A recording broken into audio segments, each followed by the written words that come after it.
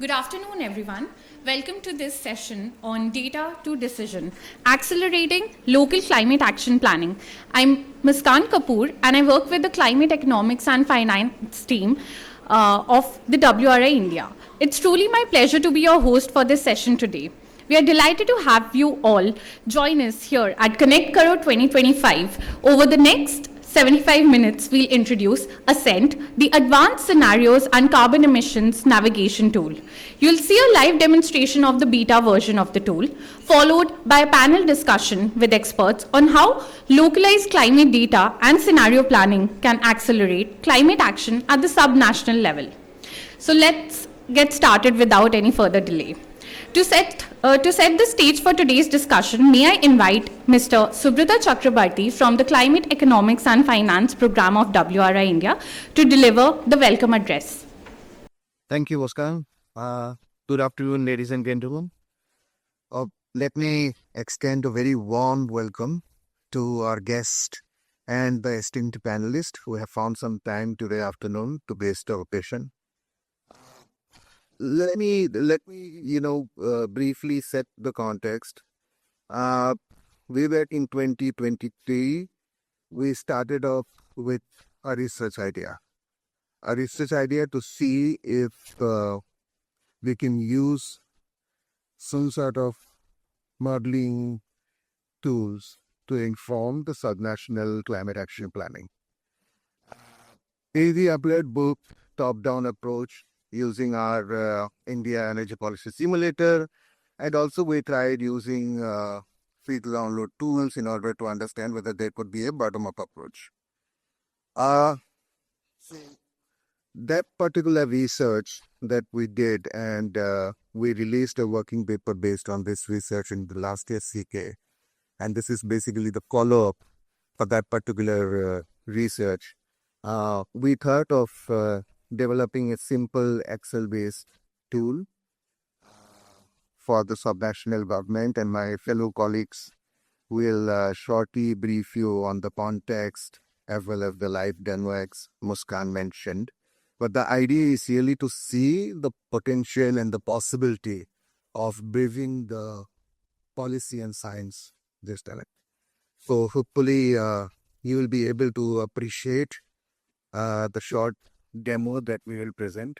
You might see there are a couple of bookmarks in each of the levels that has a QR code that will let you download the beta version of this tool, and we would very much welcome your feedback and your observations on the tool and the ways to improve it.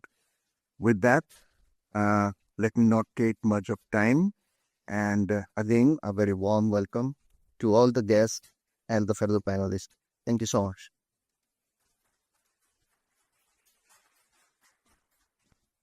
Thank you, Subrata, for framing today's conversation so well. So now we move on to the exciting part of today's session, that is the live demonstration of the tool. So to begin, I'd like to first invite Mr. Mehul Patel from WRI India, who will first set the context for us. Following that, Mr. Abhijit Nambotri, also from WRI India, will take us through a walkthrough of the tool and demonstrate its key features and applications.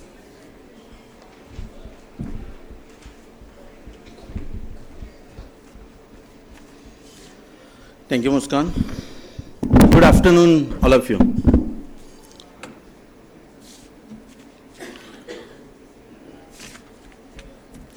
The presentation.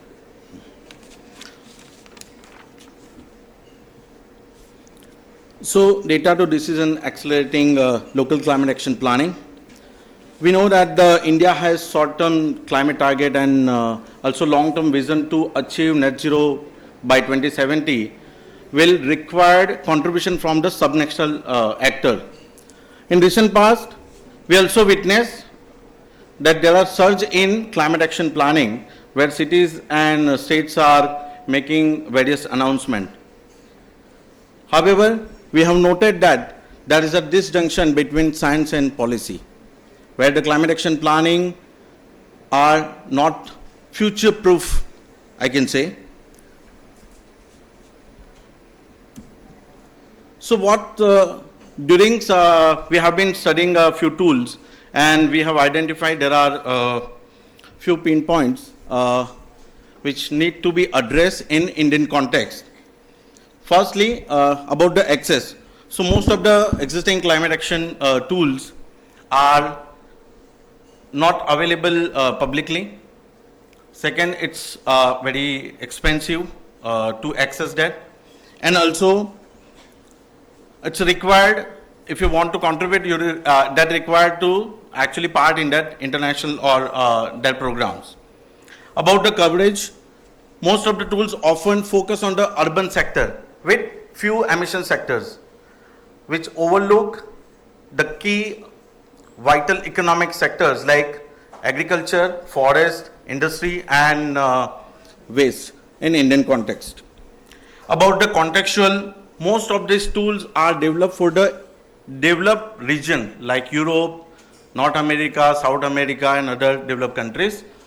I think in India, they need to customize, a very extensive customize to use in Indian context.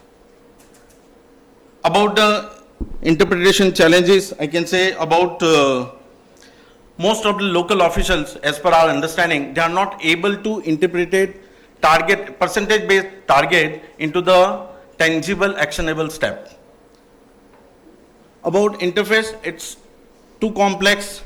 They need too expertise to use that tools, often not updated, and that will actually make fail to our official for effectively use them in their climate action planning. About the scenario development, there are few tools which will help to easily generate and compatible scenario development, that is a BAU and aggressive scenario, but that is also not completed to the local context. So we envision that the tool which we require, which focus on the subnational context and cater the demand of climate action planning at the local level. We need some indigenous tool which focus only Indian specific data sets. Second, it needs to cover all the economic sectors, like I mentioned, agriculture, forest, industry, and waste. Most of the tools are actually overlooking that. Multi-tier approach. Most of the tools are only focused on the government, that's urban level, urban local bodies. It's not usable at the Gram Panchayat level or district level or state level as well. So we need to that kind of tool which will apply all the subnational level. And also with the dynamic and framework which needs to incorporate any changes like new emission factor, new policy, new strategy, that need to be actually applied in that tool. So that kind of tool we envision, and finally we have come up with the ASCENT tool, which will help to cities with the data, emission data, with the strategy, prioritize that strategy based by the science. Also, it's very easy to use. It's developed on the Excel based tool, means any official can understand Excel easily. So that's why this tool is developed on the Excel base. And this tool also apply to multi-layer, means whatever the sectors apply to the Gram Panchayat level, that is covered, city level, state level, and district level. So that one tool only apply to any tier. That will actually cover in the next presentation. And prioritization. So here the only one tool give you a GHG emission at one time. Also you can develop a strategy. Also you compare the scenario within the tool and get how that with the ENP, the existing and planned scenario or the ambitious scenario, how your emission will reduce in future. And that is along with the estimated budget for that particular strategy. So with that, actually, I conclude my presentation. I would like to request you, please scan the QR code. There is a tool is available. I think that bookmark is also with you. So please go and scan that tool and play around with the tool and share your insights with us. Thank you so much. I'll now would like to request my colleague Abhijit Nambudri to walk you us on the tool, the live tool. Yeah. Thank you.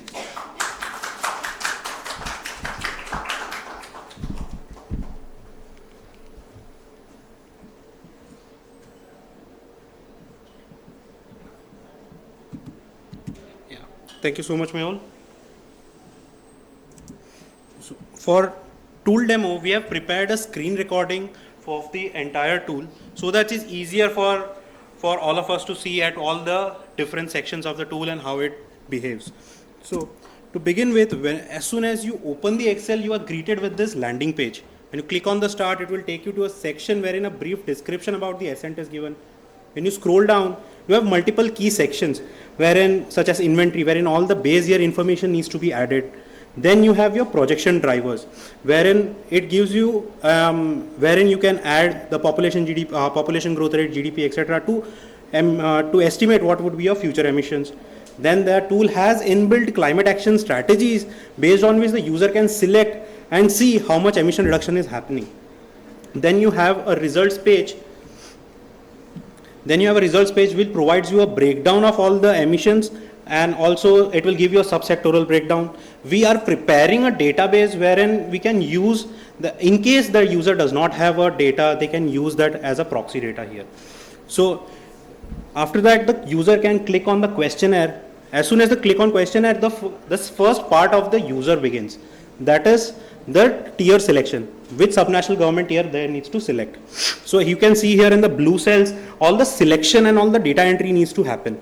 When you click on the government tier, you will be able to see all the government tiers. Based on the selection, the sectors would be visible. For example, in the state, all the sectors are visible, and wherein all the information can be added by the user. Now, if we go for district level, then you will be able to see that the electricity generation section gets disabled.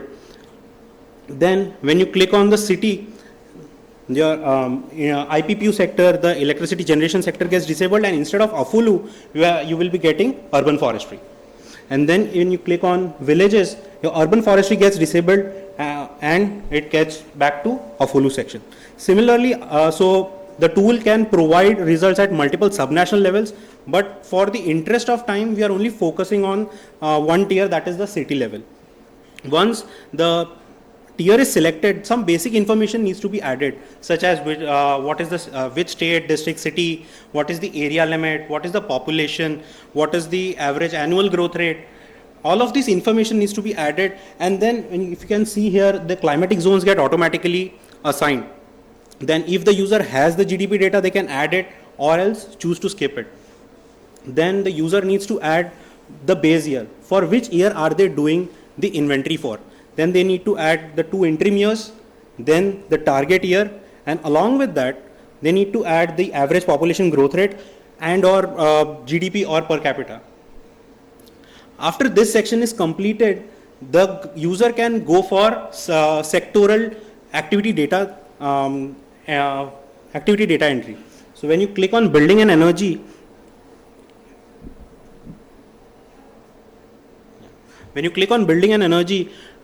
you have the section wherein all the energy related aspects are covered. Now here, if you can select on the fuel, you will get a list of fuels, and associated with it, the unit is already predefined. The user can select it and add the activity data or the consumption data there. So similarly, here we have for residential buildings. We also have a similar table for the commercial buildings, for institutional buildings and institutional and utilities. Then we also have for manufacturing industries. In manufacturing industries, we have added a subcategory wherein the user can select from which industrial sector is this energy consumption from. And then the user can also add the energy industries data. Then if the subnational tier generates renewable energy, they can also add it here. After that has been added, the user can move to transportation section. In transportation section, we have added 2 approaches. First one is the fuel sales approach, and second is the VKT approach. In fuel sales approach, we have given list of fuels based on which they can select what is the mode of transportation and add the consumption data there. Now, in case of, let's say, VKT approach, if the tier has already prepared their, let's say, comprehensive mobility plan, or even if they have their data, they can add all the data here, such as average kilometer trips, what is the mode share of the cars, what is the number of vehicles as per fuel types that you have. Based on all of these data, the backend calculations take place. Now here, for the interest of time, we are just focusing on the fuel sales based approach. And when you click on it, the fuel cells based approach would be visible. After that, the user can go to solid waste, wherein they can add the tons per day waste generated. After that, we have already specified the waste composition. The user just needs to add what is the percentage of the, how much percentage of composition is paper, textiles, wood, plastics, etc. Based on that, your waste, organic waste composition takes place. And then the user needs to add how much are they processing currently. Let's say in recycling, how much are they processing, for landfill, how much are they processing, composting, etc. If, for example, if user has not added anything in the processing section, automatically takes that it is being open dumping. In case of biological treatment, you can add ton CH4 that has been recovered. In case of incineration, you can select the type of incinerator that you have and the technology of the incineration. Then in terms of landfill, you can select what type of landfill is it. Is it managed, unmanaged, uncategorized? You have a list of options in the drop down. Then you can, then you have the option wherein what is your methane collection efficiency and how much proportion of that is used for energy. Then you can also add the waste transport fleet. Now here we have not added the waste transport fleet as we are going with a fuel cells approach. Then the user can go for wastewater. Now here in the wastewater, the user can add what is the water supply that has been done, what is the waste that is wastewater that is generated, how much percentage is it collected. Then they can focus on based on your treatment types, how much energy does each of these treatment types consume. Then in terms of treatment types and disposal of your wastewater, we have added, if for example, if it's collected and treated, we have three treatment types: aerobic, anaerobic, and on-site. If it's uncollected, it can be in septic tanks or open pits. If it's directly discharged, then we have freshwater, rivers, sewers, opens or closed. The user just needs to add the percentage of population that is dependent on that particular technology. Based on that, the calculations for your N2 and CH4 happens automatically in the backend. Now, during our discussions with various stakeholders, we realized that it was feedback that we received that they also wanted urban forestry as a part of it for cities so that they can report that. So we added that section wherein we have given three options, that is biomass increment, regional crown cover, and also option for individual woody plants. You can select and drop down the tree species and add the number of trees that are that you can that are there in your regional area. Based on this information, your emission profile gets generated. Now, in your emissions profile, all the data that you have entered, based on the background calculations, you will be able to see what is the GHG emissions that the region is the tier is doing. What is the per capita emissions? What is the per square kilometers emission? What is the emissions coming from key source categories? What is the subsectoral emissions? And in below, we have given a detailed table wherein all the subsectoral activities as well as the emissions are available. After this section is completed, then the second step for the user comes in, which is the growth factor selection. Now, in terms of growth factor selection, we have three options. First one is the population growth rate, second is GDP growth rate, and the third one is a combined approach. Based on the selection by the user, the BAU gets generated. As you can see in the screen, your BAU, the blue line, the BAU line gets generated. Now the user can also set the targets for their emissions. In all the interim years, they can either set it through values as absolute values or even use percentages as the targets. After this has been completed, the BAU gets generated. In BAU, the first one is what is the growth factor selected based on which your BAU is generated. What is the total population that would be there in, let's say, your target year. What is the sectoral emissions in your base year, in both your interim years and also in your target year. Then also similar to your emission profile, we have given a detailed table wherein all the emissions are brought in together. Then the third step for the user comes in, which is the scenario development. Now in scenario development, we have two scenarios, which is the ENP scenario, which is existing and planned scenario, and second is high ambition scenario. Now our interpretation of existing and planned scenario and the high ambition scenario we have already made the technical note in which you can explore that to understand that much better.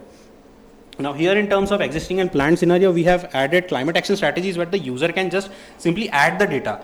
For example, here you can see there are existing energy efficiency measures in building and energy, solar rooftops as a strategy. In terms of, let's say, transportation. In transportation, if you remember, we have previously in our inventory questionnaire, we selected the approach for fuel cells.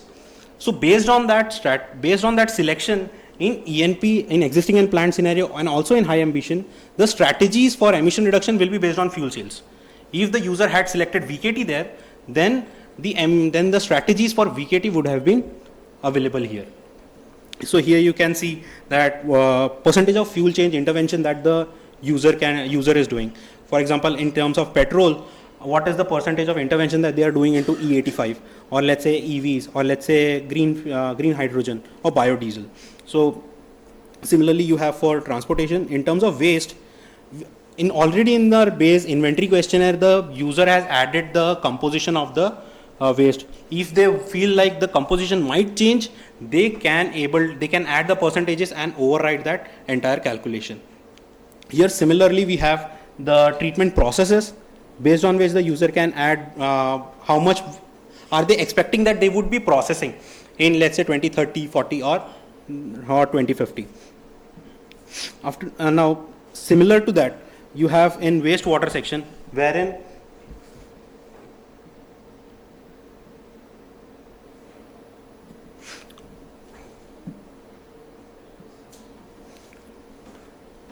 in wastewater section, you have all the treatment options that we previously mentioned. Now here you can see that already in the baseline, the 100% of the population was dependent on centralized aerobic treatment. Here we added that 5% of the CH4 should be recovered.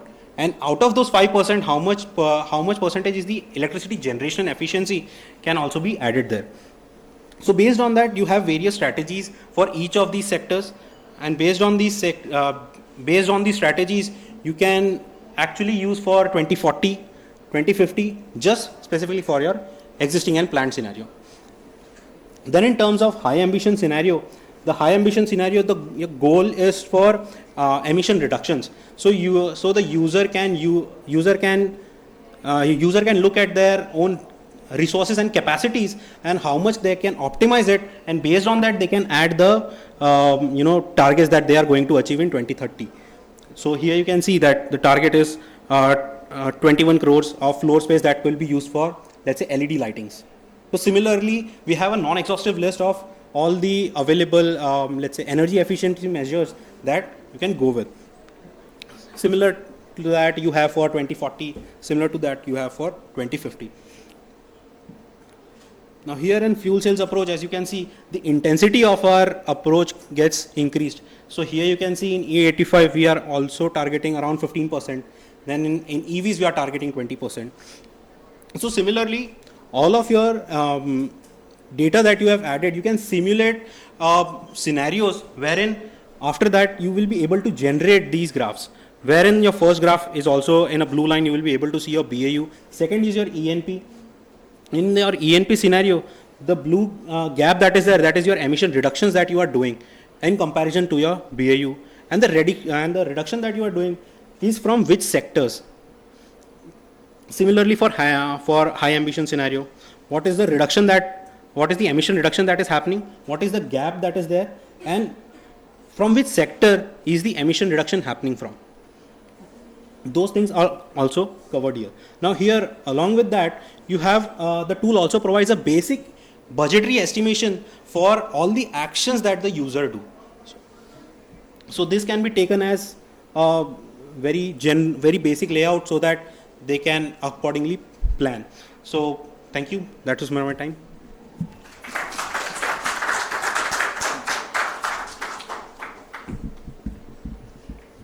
Thank you so much, Mehul and Abhijit, for that comprehensive demonstration. Before we move into our panel discussion, it's my privilege to announce the launch of a new technical note titled Advanced Scenarios and Carbon Emissions Navigation Tool, ASCENT, authored by Mehul Patel, Abhijit Nambutiri, and Pooja Yadav and Subrata Chakrabarti from WRI India. To mark this occasion, may I now invite our distinguished panelists to the stage. As I read out your names, please join us and take your seats. Mr. Lokendra Thakkar, State Coordinator, Government of Madhya Pradesh, State Knowledge Management Center on Climate Change, and Officer in Charge, Government of MP, State Wetland Authority, EPCO. Mr. Sambhav Ayachi, Deputy Commissioner, Jabalpur Municipal Corporation. Mr. Naeem Keruwala, Regional Director, South and West Asia, C40 cities. Unfortunately, Ms. Shalini Agarwal and Mr. Shriyamsa are not able to join the session today. I would also like to invite all the authors of the technical note to the dais. May I please request all the speakers and the authors to kindly come forward to the center of the stage for the official launch and photograph. And we have copies of the technical note for each one of you.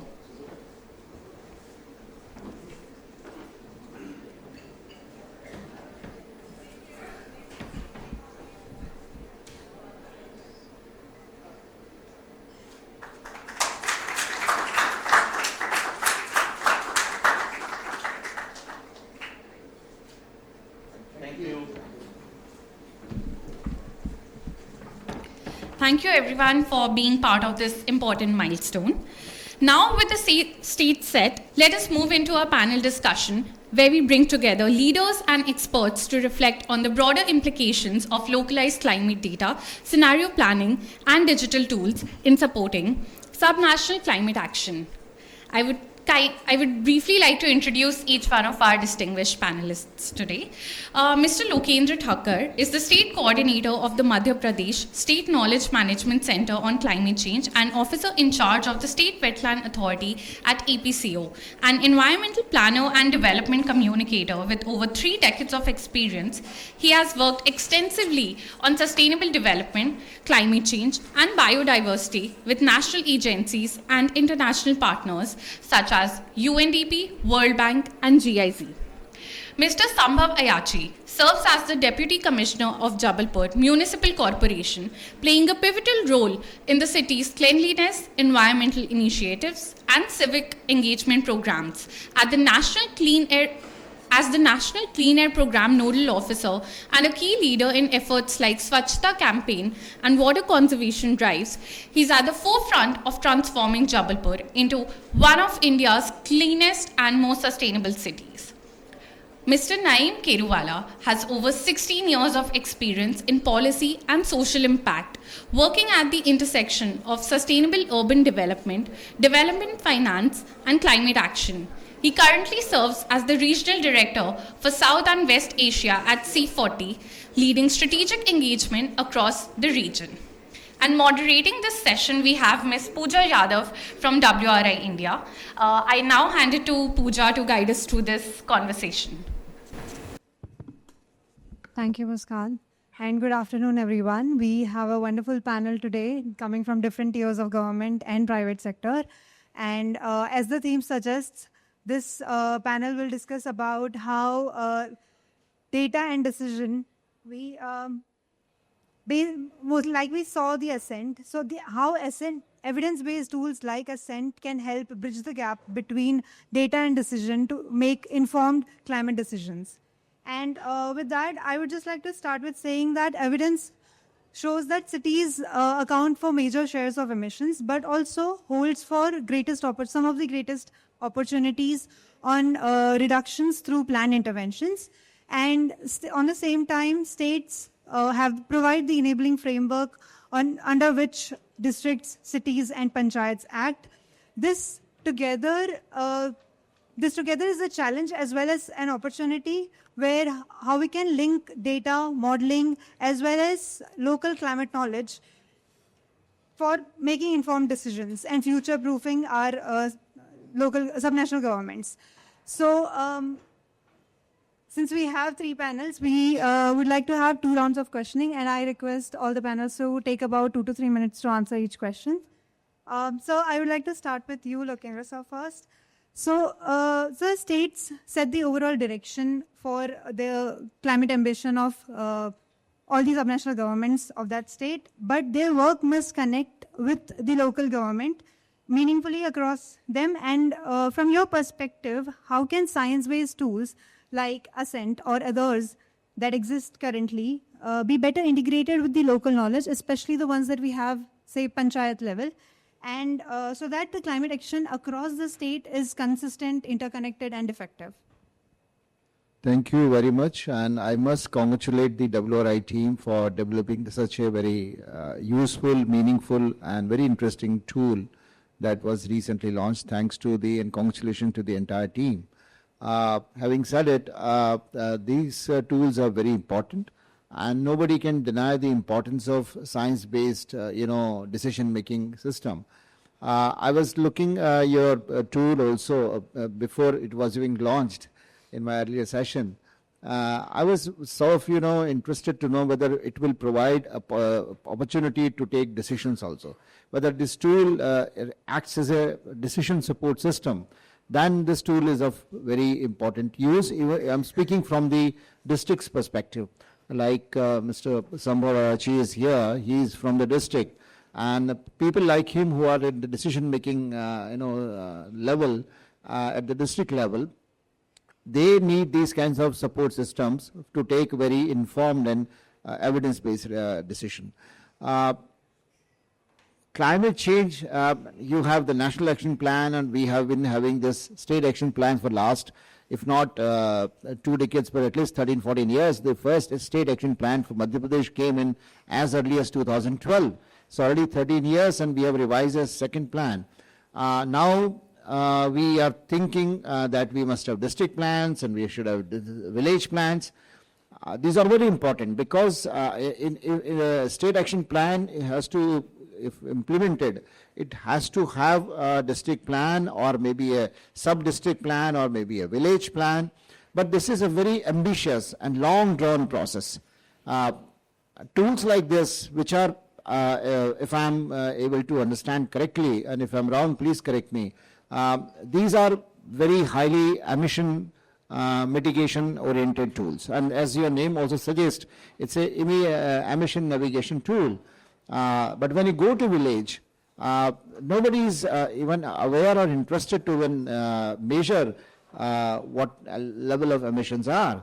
And therefore, these kinds of tools will be even more useful if other adaptation related angles are also added to it.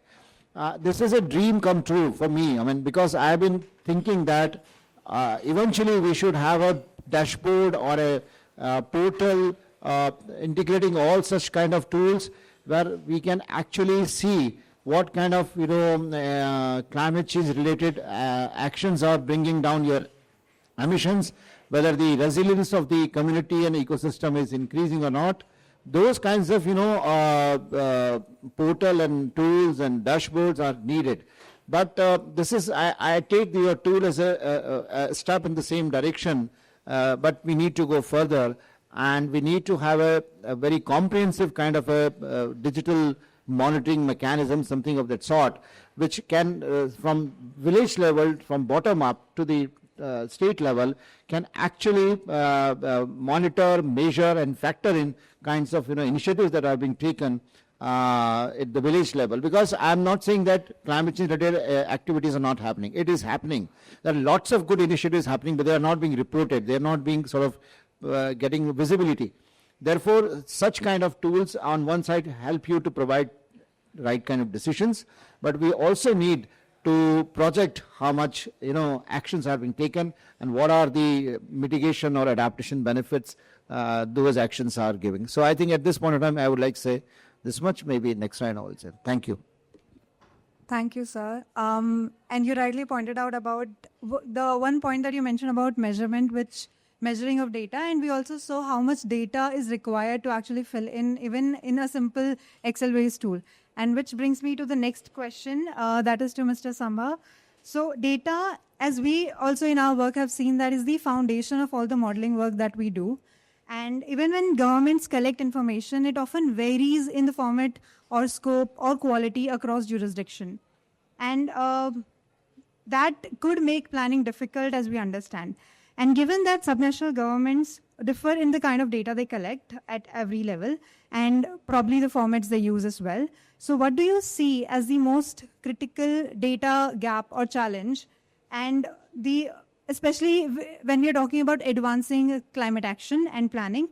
And in your experience, what alignment or feature of such tools could help the same challenge? Yeah.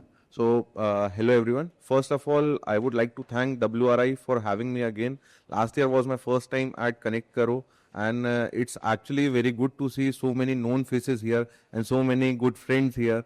So, we have been working with WRI from a long time. Coming to this tool or data challenges, so the most important thing, I was speaking to Mehul few minutes back and he told me, sir, this is a Excel based tool. So I mean, this is the first point of victory for us, because I am talking from city's point of view, where we actually take actions based on the analysis. So I mean, what I believe is there are 3 steps. First of all is data digitization. So I mean, we have been struggling with the data digitization process of various services, like for example, for electricity based services or water based services, or like building permissions and all those things. The second thing is why I am focusing on data digitization, because what I believe is a lot of data or quality data gets lost if it is not maintained in a digital way. So I mean, it's very important for us to digitize our services or maintain that particular point where we are getting continuous data or real-time data. The second step for us is analysis of that particular data. And third step for us is like making an informed decision making based on the analytics produced by that particular data. So I mean, this particular tool, it will be very helpful for us in analyzing that particular data. Also, one more thing which Mehul mentioned to me few minutes back. I mean, one of the major blockades for us is there are different formats of data, and the data which is being collected by a very lower technically skilled operator, I mean to say. So I mean, the quality of that data is particularly very low, because such kind of tools actually work when you feed in a quality data.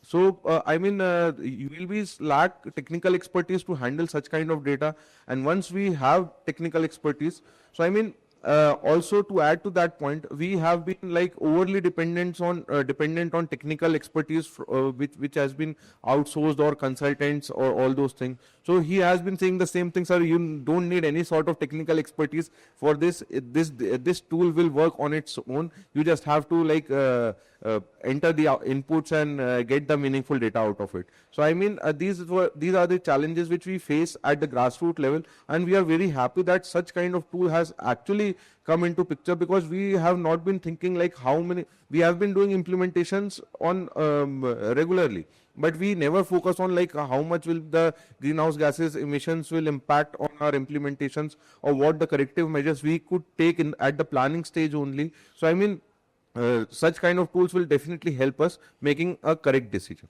So thank you. I hope that answers that. Yeah, it does. Thank you so much. And since this is a very critical point, I want to extend that a little more and talk about data gap again. But this time, building on that, so data gaps are particularly stark when it comes to sequestration and mitigation efforts, and especially when we talk about urban green assets. So, and these are elements, as we understand, are very critical when we're talking about mitigation and reduction of emissions. So you've closely worked with Mr. Naeem, you've closely worked with cities through climate smart assessment, and you've also engaged with ASCENT previously with NIUA. From your experience, what aspects of the sectors like urban forestry make it difficult, and what innovations are needed for cities to generate or integrate the data in these tools? Thanks, Pooja. First of all, again, congratulations to WRI on launching the ASCENT tool. Me and everyone who have been working on the cities program, we have been fortunate to actually worked very closely with both Subrat and Mehul while this tool was developed. I think we have spent many hours together on the second floor of this very same building, going through the tool, looking at, back and forth in terms of what makes sense, what doesn't make sense. I've also pushed him very hard in terms of how can we make it a very urban centric tool, because that's the kind of mandate we come from, and I think we did work on ensuring that there's some additional elements of the urban aspect are there included in this tool. So extremely happy that this tool has been launched today. Some of the members of the city's team are actually also part of the, I would say, evaluators of the tool. So again, extremely happy that this tool has been launched today, and work to all the cities also who are going to use this. And when it comes to your question, Pooja, I think a lot of things were talked about in terms of various types of data sets, what are the kind of formats in which it is being used. So internationally, there is an agreement on these aspects. There's an open data charter which many countries sign off, and it very clearly tells you in terms of if you have public data, how this data should be used, and what format should it be doing. It should be machine readable. There has to be metadata available. It has to be in a disaggregated form. And generally, initially, it was all kind of spearheaded through World Bank. World Bank had an open data team, and I was fortunate to be part of a few open data charter meets that happened to World Bank in the past. So I think there is information is available in terms of what should be done, but there is a huge amount of information asymmetry. What happens is people like Mehul or me, and maybe some of us who come here for these conferences do get to understand maybe a bit of it, but largely this information is absolutely missing from the larger sector. So even again talking about the urban sector, we have 4,800 cities in the country. Even under Climate Smart Cities Assessment Framework, we were initially assessing 100, then we went to 126, later on it I think went to somewhere around 230 or 240 cities. But still we are not even capturing 10% of the overall urban demography of the country. So that's the enormity of it, we have to understand. So that information asymmetry is extremely high. And even under the Climate Smart Cities Assessment Framework, I think when the assessment was going on, we realized there were less than, I would say, in 2000, the second assessment, I'm not aware of the latest one. I'm not sure if we have released that results for the third assessment or not. I see some people from CCube, so I can ask them later. CCube is the Climate Center for Cities at NIU that basically comes out with the report. So, but in the second assessment, there were less than 30 cities that were actually even capturing some of the critical data sets that you require to even develop a plan which includes, which will help you assess any kind of mechanisms or any kind of prepare any plan for adaptation or mitigation. So it is not even being captured. And I would say that's a huge problem. And even when the data is captured, it is at a very, very aggregated level. Even when the Government of India launched its own data portal, if you would download, and in terms of the data charter, there were a lot of tick boxes and it is machine readable and everything. But the moment you download, it will have just one line item in an Excel sheet, which will just give you the final figure and not really the metadata, which will basically help you analyze how did we reach here or how did we come to this stage, which kind of defeats the purpose. And there is a huge amount of, I would say, difficulty in even understanding what data means. When working on smart cities mission, I have seen smart city plans where the data doesn't make sense. The proposals that were submitted. So I won't name the city, but I'll ask the city that can you please send us the Excel sheet in terms of how these calculations were made. They said a consultant has said Excel sheet ka extra paisa lagega. I was shocked. I said, what do you mean Excel sheet ka extra paisa lagega? He said, no, they said the contract that you gave us, we are supposed to give you the plan. If you need the Excel sheets, you'll have to pay extra. And now that approval we are not getting, so we cannot share the sheets. Now I don't know if the city was just, trying to get rid of us and not get into the data, or was it really a consultant who was asking for extra money? But anyway, the point is, sometimes you don't even know what to ask. And once we ask in what format it should be. So I think the capacity constraints and the capacity gaps when it comes to data is humongous. So congratulations on the tool. WRI has done it, NLUA has done it, and C40, I just joined C40 a couple of weeks ago, so I'm pretty sure we will be doing that. But I think a lot of times we forget that the people who are going to use these tools actually need a lot more hand-holding and capacity building, because the capacity constraint is enormous. So that is a very important element that we need to focus upon. And on urban forestry, I'll just take 30 seconds, my pleasure, sorry.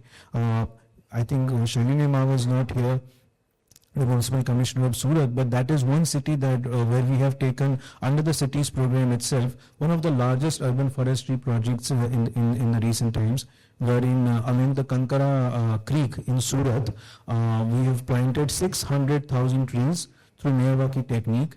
And a very important element of that was Surat Municipal Corporation actually partnered with the local university, and we developed a kind of a repository or a guidebook of all the native species. So there were more than 110 species, native species, some of which you could not even find easily, but they were documented, and it was decided only these 110 native species will be planted along the Kankara Creek. And everything is being documented and in a way captured in the data format, because the idea was also that if we are able to sequester that kind of carbon, maybe the city can also maybe generate some revenue out of that too for upkeep.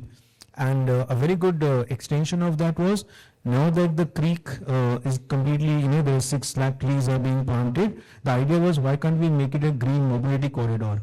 So now the entire pathway, the entire network, the Kankara Creek, which is running, I think, around more than 10 kilometers, is also going to have an NMT corridor. So it kind of, has ripple effects when you start working in urban forestry. We have similar examples in Ubri Dharwad, when the Unkal Nala completely was renamed into a green mobility corridor, and then Unkal Lake again was completely made into a small urban forest. And the city officials told us, how various birds and animals started coming back, which the people had not seen earlier. So there are some wonderful examples when it comes to urban forestry, and how it was, hand-holding support and technical assistance support that was provided to the cities to understand how to use data in decision making, in planning projects, and then also monitoring and evaluation. Thanks. Thank you for such a detailed answer. And lastly, how you talked about the interconnectedness of the multiple sectors. And this is what my next question is to Mr. Sambhav. So cities, we have seen, often compete with sectors, and especially when it comes to prioritizing the actions. And when we have transport, energy, and which one to prioritize, when all of them are important equally and are equally high emission sectors. So from your perspective, how can having a consolidated picture of all sectors in one tool itself can help or enable more coordinated action across the departments itself in one subnational government? Yeah. So, to be honest, there is a lot of asynchronization between different departments while working as in a ULB. Even sometimes, since Naeem mentioned about climate smart city assessment framework, so we as a Jabalpur also participated in that, and I was the nodal officer for that. And I am also like the nodal officer for Swachh Bharat Mission and National Clean Air Program in my city, and also for Cities 2.0 also. So for that also, ministry often requires a lot of data sets, and just to get that particular data set from different departments, that also gets a lot difficult, because different departments, they don't consider it as a priority to maintain a particular data set or in that particular format. It's very difficult for us to coordinate with them. But having said that, I mean, our city used to be ranked 182 2 years back in Swachh Bharat mission. But we focused on the data, we collected it from different departments, made them sit in a particular area, and then we actually focused on the gaps and did analysis of that particular data, and then we actually did the informed decision making kind of part. So I mean, it's very important for different departments of the ULB, and not only different departments, but different departments of the district to work together in this regard. So I mean, having a particular platform is kind of a very good thing, where we can actually prioritize, put in the data and actually prioritize which particular thing we need to focus on. Because see, India is a developing country, and all the districts or ULBs, they have a lot of priorities. We have to invest on roads also, on electricity also, on street lighting also, on water infrastructure also, on each and everything. But I mean, if you have entire thing on a single platform, it helps us, it makes our decision easier, who are sitting at the apex level, to whichever sector is having more and more emissions, we need to focus on that, keeping our environment also in point of view. So I mean, it's always very helpful for us having such kind of platform where we can use it for, it makes our task easier. Yeah. Okay, that was how you put simply. That's nice to know. I want to, and you mentioned in your answer a couple of schemes also, and that leads me to the next question, which is to Lokendra sir. Sir, from a policy standpoint, what role can state level frameworks play in ensuring that villages, you've previously mentioned about villages and districts as well, and building on that, so how can these adopt and institutionalize these tools, especially when we want to mainstream this? We have developed this. How do we move forward? How do we bring this to all the subnational governments in one of the states entirely, and how do we work on that? Thank you. I just want to start from where Sambhav left. First thing is that about tools that we are talking about. Important thing is that we need to look at the climate governance architecture that we have in our country. The climate change state and central government relation is very clear, but with down below the districts and state level, it's not very clear. You talked about the climate city assessment frameworks. When the first time the framework started, we, with the help of WRI only, had created climate smart city action plans. All the 7 smart city had a climate smart city action plan. And we did it precisely for the reason that when the climate smart assessment framework process starts, these cities would get a early bird advantage kind of thing. But believe me, out of the 7 cities for which we developed the plans, only 2 cities were interested to even apply for the climate city assessment. One was Indore, which is a very forward-looking city. They are number 1 in many things, taking initiatives. Bhopal, we pushed the smart city officials, please apply for it. We have prepared your plan, please apply for it. They were not interested. And I was really disappointed that our effort is going in vain. It takes time, 3 years, 4 years. Now cities are speaking. I'm happy that some people like Sambhav are now talking about climate smart city assessment. 3 years, 4 years before, there was no takers. So therefore, what I'm saying is that we need a very strong relationship with districts, state, and villages. And in that context, the climate architecture that we have in our country is very, very something that we need to look at. The role of the state knowledge centers, where each and every state has these centers of developing state action plans and city plans and village plans, district plans. Thankfully, that in our state we have at least 20 districts. We have 55 districts, and we have developed about 20 district climate action plans. But going down below to the village level, and geographically we can go to the village level, but the type of content that we are talking about in the climate action plans, what is the need of that particular village, Is it the kind of language that we are using, whether they are comfortable with language, and what are their priorities? Those all have to be taken into account.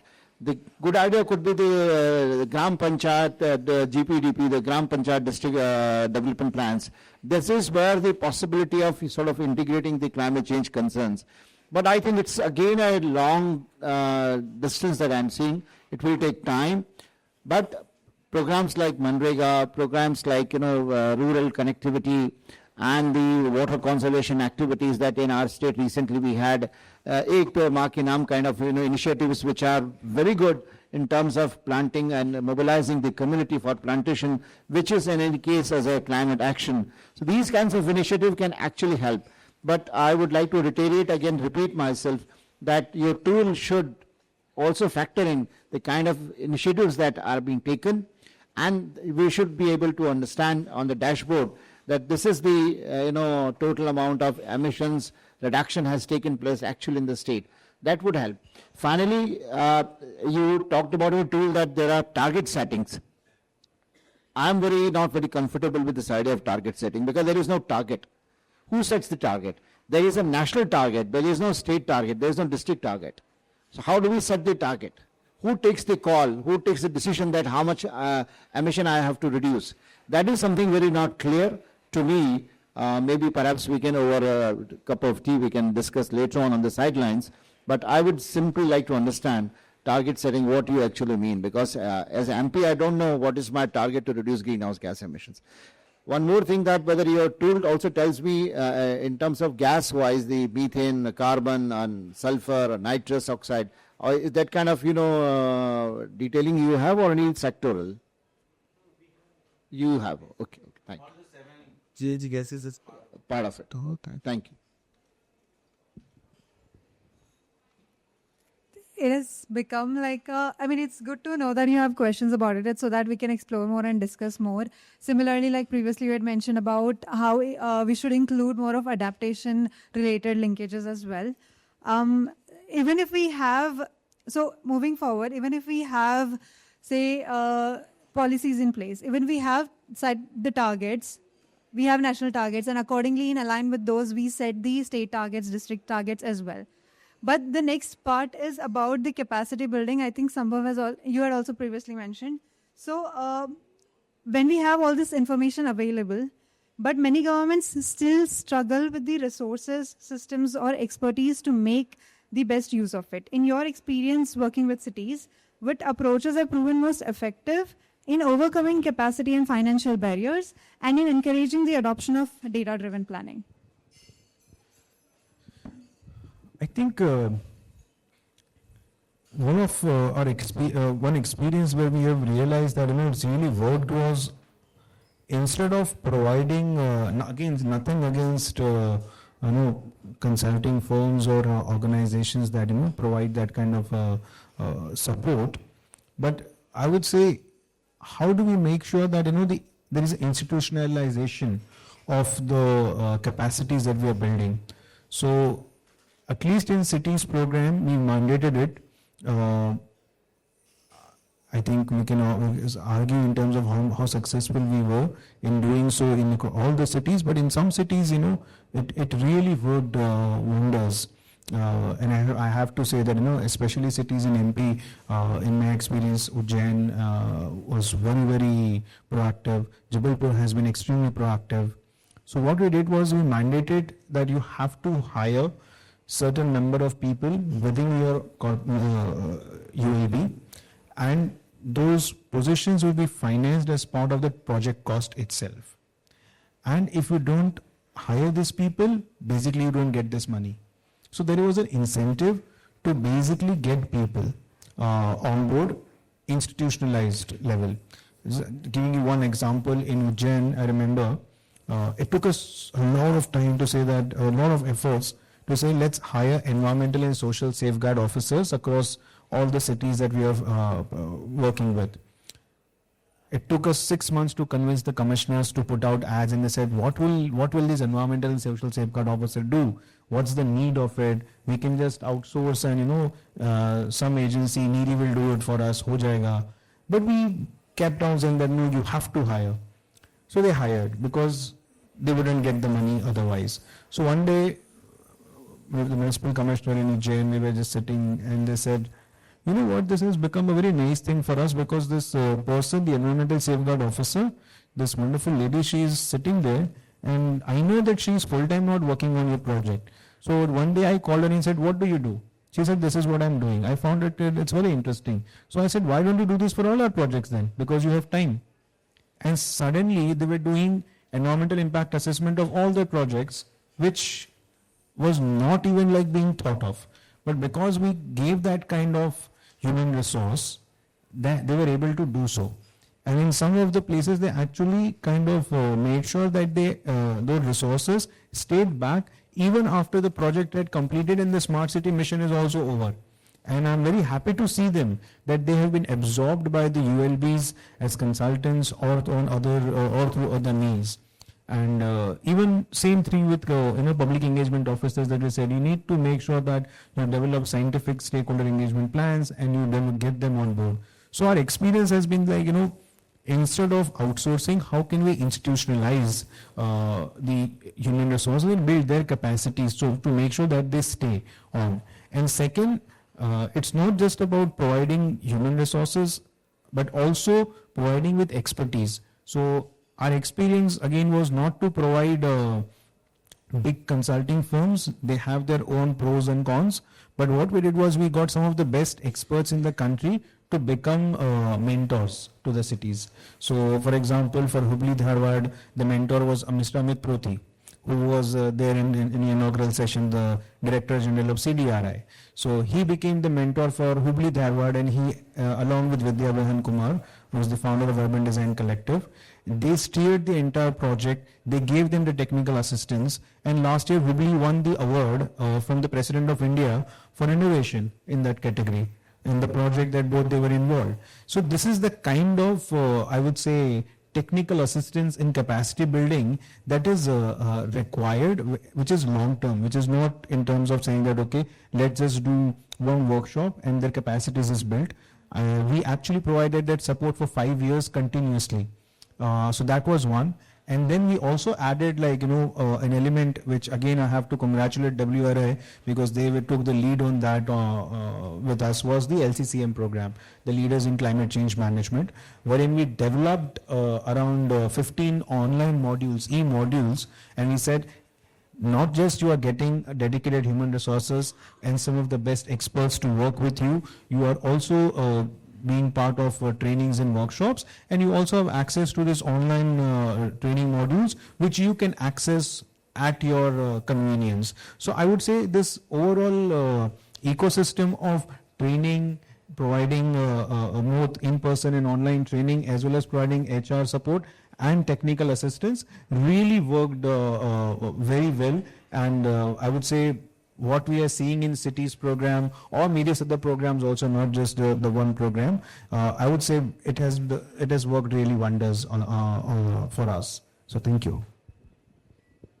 Thank you, Naeem. We would also, when we go with our maybe phase 2 or beta testing, we would like to try and test this effective approach that you mentioned. So we've done 2 rounds of questioning, and a few takeaways for me I would like to mention, and then maybe if you have any last comments, then we can take it. Otherwise, we can also take a few questions from the audience. So from my understanding, first is like how Sir said about adaptation aspects that we need to link. I would just like to mention that we have considered this, and maybe in the phase 2, and since this was beta version, we would like to include that later. We have gotten the same reviews, and this is really important. The second was the handholding and technical support that you mentioned, along with building their own staff. And this is why also this is an Excel-based tool where they don't additionally need so much of support from, say, a consultancy firm. The third is about the plans at all levels that you mentioned, sir, about integration of, say, Gram Panchayats and districts and aligning all of them with the state and setting the targets accordingly. Yeah, so these were a few of my takeaways, and would you like to give any open? Okay. So if we have any questions, we can take. If it is for tool, we can also ask Mehul and Abhijit to answer those. And if we have for our panels, please.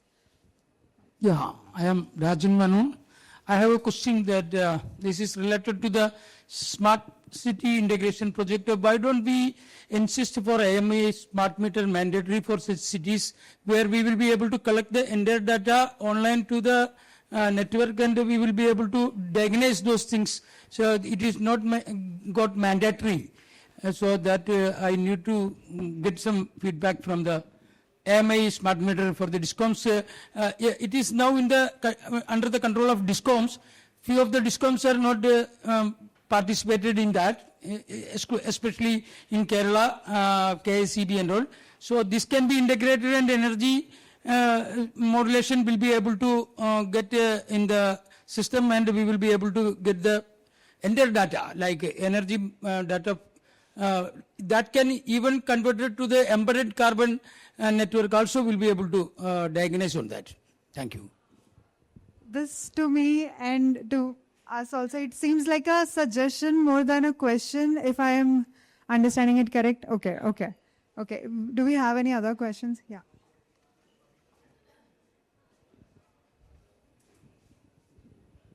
Just I wanted to understand, when you have developed this tool, so solid waste will include dry and wet waste both. Yes. So it will have both. So dry waste, they have a category composition of plastic, wood, and other things. Okay. And wet waste, we are considering the backyard waste and the food horticulture waste. Okay. And one more last thing, like when you are talking about the climate action plan, you also said about the forest emission part. So I was like, it was came in my mind, if we include the sequestration potential of the forest, do you think this tool will be more relevant? It will give. So sequestration is also though, because it was not mentioned like it.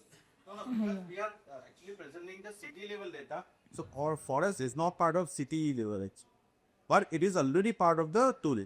Okay. You select the state or the district as part of the. Okay, so it takes account of sequestration. Yes. Okay, thanks. Any last two questions? I have a question. I have two questions actually. So the questions are either on the tool or the thought behind developing the tool. So first question was, in this entire session, we mostly talked about the data gaps or addressing the gaps of not having enough data, not having data in similar formats. Does the tool support that kind of,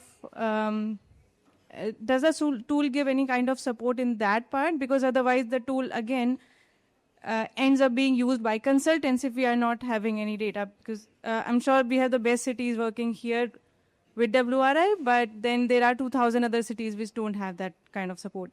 That's one. The second one was, it came from Loken sir's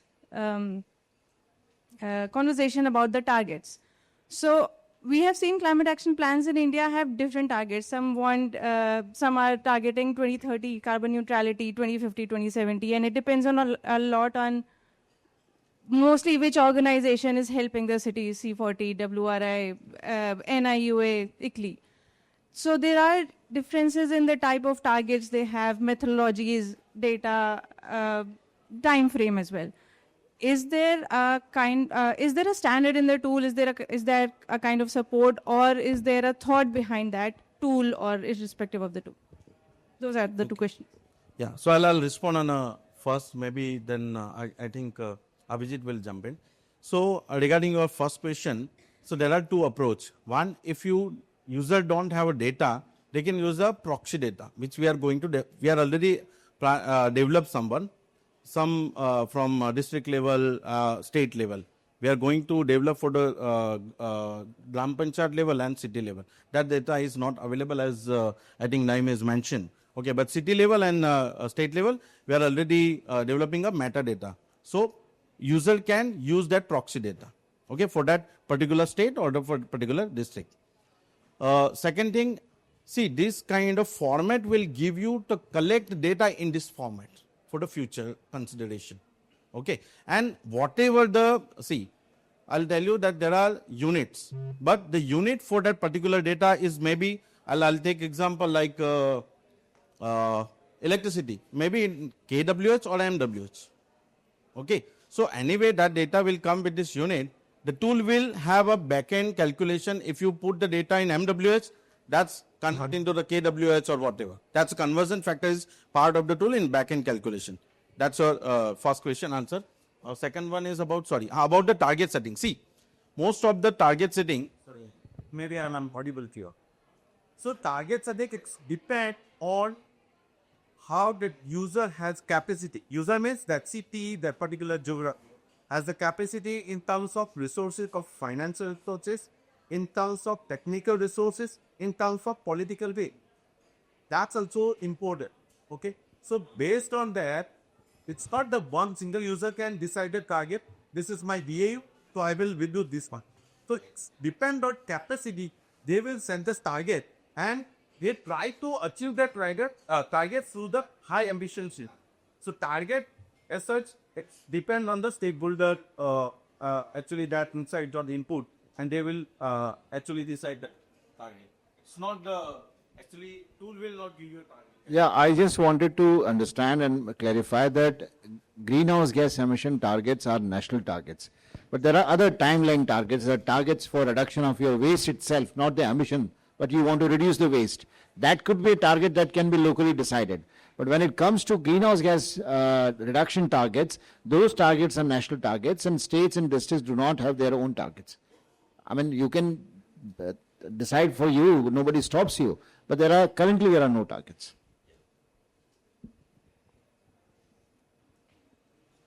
Last questions. If not, I'll request you to please go to the bookmark. There's a QR code. Do and play with the tool.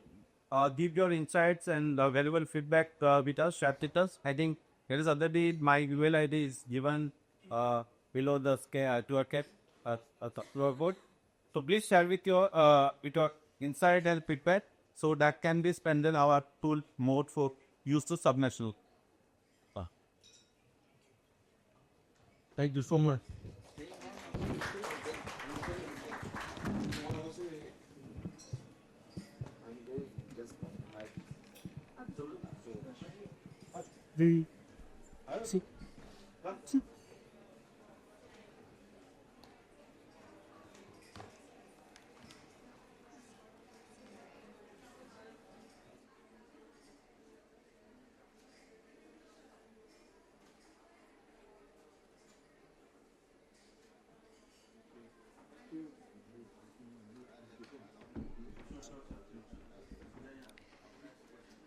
Thank you to all our esteemed panelists for sharing such valuable insights, and to Pooja for steering the discussion so thoughtfully. As we come to the close of this session, I would now...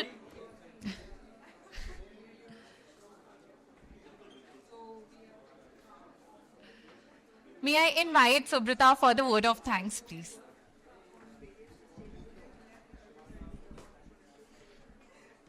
Thank you so much. The only thing that remains to be said is that please help yourself with some coffee. Thank you.